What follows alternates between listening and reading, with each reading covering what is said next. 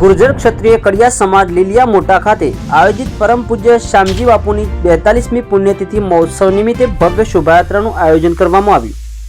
આ યાત્રા લીલિયાના શહેરી માર્ગમાં ફરી લાઠી રોડ રાસ ગરબાની રમઝટ બોલાવી। આ તકે ઉપસ્થિત લીલિયા તાલુકા ભાજપ પ્રમુખ જિગ્નેશભાઈ સાવજ, ભીખાભાઈ દોરાજીયા, ગૌતમભાઈ વિંછિયા, કેપ્ટન તેમજ લીલિયા તાલુકા પંચાયતના પ્રમુખ પ્રતિનિધિ કાનાભાઈ નાકરાણી સહિત તાલુકા ભાજપની ટીમ ઉપસ્થિત રહી હતી।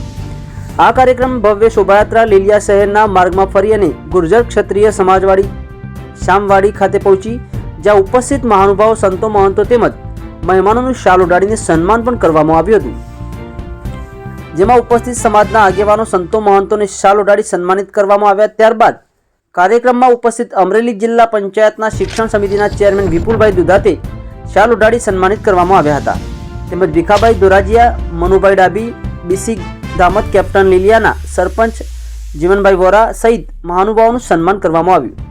આ કાર્યક્રમ પૂર્ણ થયા બાદ મહાપ્રસાદનું પણ આયોજન કરવામાં આવ્યું હતું।